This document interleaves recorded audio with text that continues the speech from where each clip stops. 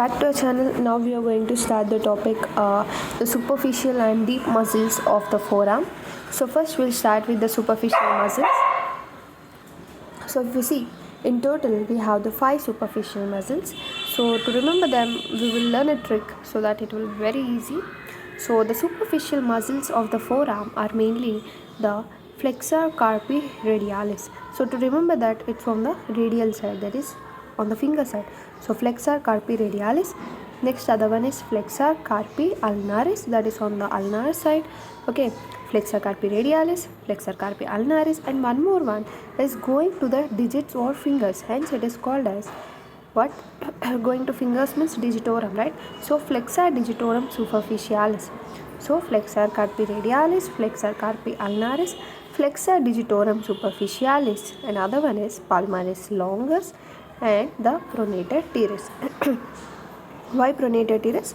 Because in a forearm only you will pronate and supinate your forearm. So Pronator Teres, and also the Palmaris Longus. So these are the other two one to remember. Otherwise, Flexor Carpi Radialis, Flexor Carpi Ulnaris, Flexor Digitorum Superficialis, and we have the Pronator Teres and also the Palmaris Longus. So these are all the superficial muscles of the forearm. So now we will see what is its origin and insertion. So if you see, the origin of all the superficial muscles of the forearm are common, that is mainly from the medial epicondyle of humerus. Hence, this is also called as the common flexor origin. So you can see here the common flexor origin, which is where all the superficial flexors of the forearm have a common origin of the humerus, from the humerus, medial side of the humerus. This is called as common flexor origin. So they are mainly coming from the medial epicondyle of humerus. Medial epicondyle of humerus is giving origin to all these muscles, hence called common flexor origin, because all are flexor muscles of the forearm. Okay, now let us start one by one muscle, its insertion origin. So first we'll start with the Pronator Teres. Pronator Teres, of course, its origin is from medial epicondyle of humerus, and it is insertion into the middle of lateral aspect of shaft of radius. So Pronator Teres from the medial epicondyle, but inserting into the middle lateral aspect of shaft of radius. So here you can see the first muscle is the Pronator Teres, coming from the medial epicondyle of humerus, or also called common flexor origin, and it is inserted into the lateral side of middle of radius. So this is radius, let us mention that this is radius and this is ulna. Okay, so on the middle of lateral side, also mention lateral and medial sides. Okay, so Pronator Teres is arising from the medial epicondyle of the humerus and inserted into the middle of the lateral side of radius. Okay, so next we have our Flexor Carpi Radialis. So Flexor Carpi Radialis is arising, of course, the same medial epicondyle of humerus and inserting into the base of second and third metacarpal bone. Those second and third metacarpal bone bases, mainly bases. So let us see Flexor Carpi Radialis. So of course Flexor Carpi Radialis will be on the radius side, inserting coming from origin from common flexor origin, inserted into the bases of second and third metacarpal bones. So first metacarpal bone, you know, it's a thumb. So second and third metacarpal bones to its bases. The Flexor Carpi Radialis is getting its insertion. Okay, next we'll move on to the Palmaris Longus. So Palmaris Longus, also same origin, medial epicondyle of humerus, insertion into the flexor retinaculum and palmar aponeurosis. Actually, here will be a band called as flexor retinaculum, and here you can see this one is called palmar aponeurosis. So this Palmaris Longus attached to flexor retinaculum and the Palmaris Longus. So where is our Palmaris Longus? This one. Okay, so this is how Palmaris Longus inserting to the palmar aponeurosis and flexor retinaculum. Next we'll go to the Flexor Digitorum Superficialis. So it is from It's coming from medial epicondyle of humerus. Actually, the flexor digitorum superficialis is in turn divided into the humero-ulnar head and also the radial head. So according to its two types, it has its origin. Mainly the humero-ulnar head originate from the medial epicondyle of humerus and also from the medial border of coronate process of ulna. Whereas the radial head is taking its origin from the anterior oblique line of shaft of radius. We will show all these locations, okay? And insertion finally into the muscles divide into the 4 tendons, and each tendon divided in turn into 2 slips, and which are inserted on the sides of middle phalanx of 2nd to 5th digits. Okay, so let us see the flexor digitorum superficialis. So you can see this is a flexor digitorum superficialis, and it's having 2 heads. One is the humero-ulnar head. The humero-ulnar head mainly have its origin from the medial epicondyle of the humerus and also from the border of coronate process of ulna. This is ulna, so it has a coronate process. So from the border of coronate process of ulna, okay. And next coming to the radial head. Of course, the name radial head means we're coming from the radial side. So radial head is coming from the anterior oblique line of the radius side. So they both will come and finally they form the 4 tendons, okay. And these 4 tendons in turn divide into 2 slips, and which are inserted on the middle phalanx. Here will be the, the phalanx are divided into the proximal phalanx, middle phalanx, distal phalanx. To the sides of middle phalanx attaches our flexor digitorum superficialis, okay. That too to the middle phalanx of 2nd to 5th digits. This is 2nd, 3rd, okay, 4th and the 5th. So only from 2nd to 5th digits the flexor digitorum superficialis gets attached to the middle phalanx. And now we will move on to the flexor carpi ulnaris.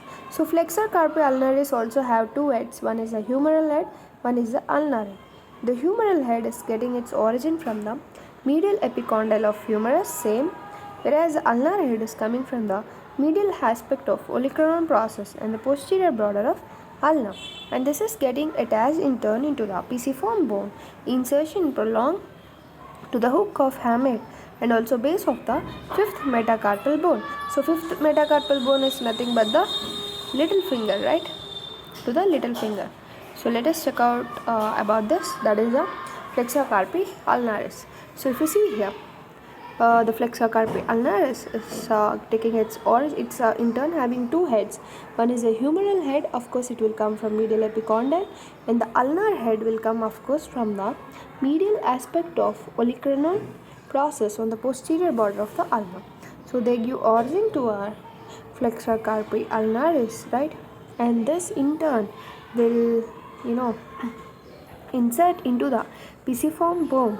Actually, pisiform bone will be on the side of our little finger, so attached to the pisiform bone, and also it may prolong to the hook of hamate and the base of 5th metacarpal bone. So this will be the base of 5th metacarpal bone. The 5th one is nothing but our little finger, okay.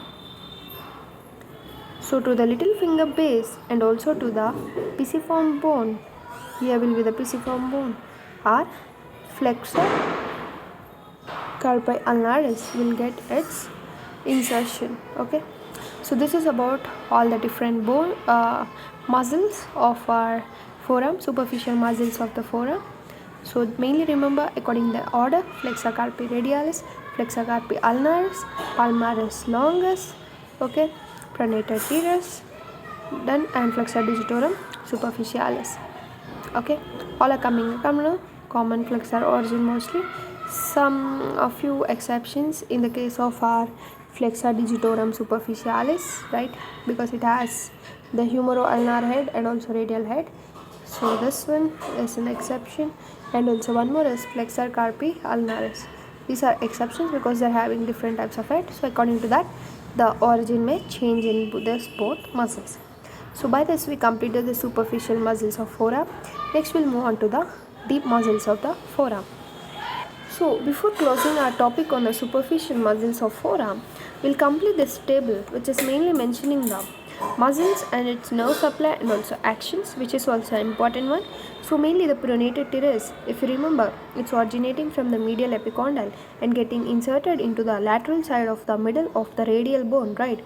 So its nerve supply is mainly the median nerve, and its action is for the pronation of the arm according to the name. Pronator Teres, useful for pronation of the forearm. Done. Next, coming to the Flexor Carpi Radialis. If you remember, the Flexor Carpi Radialis is getting its origin from the medial epicondyle and getting inserted into the second and third metacarpal base, right? So this is also supplied by the median nerve, and its actions are mainly flex and abduct at the wrist joint. Flex of wrist joint, this is flexion of wrist joint. So for example, this is like this is a flexion of wrist joint, and also it is useful for the abduction of hand at the wrist joint. So this is the abduction of the hand. Okay, so for this both you need mainly the Flexor Carpi Radialis. Next, coming to the Palmaris Longus. Okay, it's also coming from the our medial epicondyle of humerus, right? And this Palmaris Longus is inserted into the flexor retinaculum and also palmar aponeurosis, right? So its nerve supply is also the median nerve, and it is mainly useful for the flexion of wrist joint, like this, to flex the wrist joint. And next, coming to the Flexor Digitorum Superficialis. Of course, it has the humero-ulnar head and the radial head. So this humero-ulnar head is coming off from the medial side of the epicondyle, right? So if you remember, this humero-ulnar head is coming from the medial epicondyle of humerus, and as the name ulnar head, so it is coming from the medial coronoid process side of the ulna, right? It's getting it's getting origin from there. Whereas coming to the radial head, the radial head, as the name radial, it is getting its origin from the anterior oblique line of the radius bone, right? So these both are inserted by means of forming 4 tendons, and these 4 tendons also in turn divide into 2 slips, and these 2 slips are inserting into the middle phalanx, the two on the sides of the middle phalanx of 2 to 5, right? 2 to 5 phalanx, right? So this is also applied by median nerve, and main is to flex the middle phalanx of fingers and also assess the flexion proximal phalanx and the wrist joint. Okay, so to flex the middle phalanx, so these are the middle phalanx, so like this, to flex the middle phalanx like this. Okay, next, coming to the Flexor Carpi Ulnaris. As a name you can see, the Flexor Carpi Ulnaris, it in turn have humeral head. Of course, humeral head is coming from the medial epicondyle of humerus, and it has an ulnar head, and it's coming from the, so as the name ulnar head, it's coming from the medial side of the olecranon process of ulna, and also it's coming from the posterior side of the ulna, and this in turn gets this both gets inserted into the pisiform bone, and also it may extend into the hook of hamate and also to the 5th metacarpal bone base.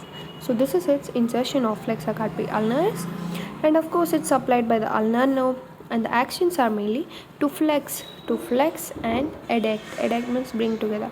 Adduct the hand at the wrist joint. So mainly at the wrist joint. So to wrist joint flexion is like this, and adduction of wrist joint is like this. Abduction of wrist joint is like this. Adduction of wrist joint is like this. So this is about all the superficial muscles of the forearm. So in the next section, it's better to discuss about the deep muscles, their attachments, and also their nerve supply. Okay, so in the next video, we'll discuss about the deep muscles of the forearm.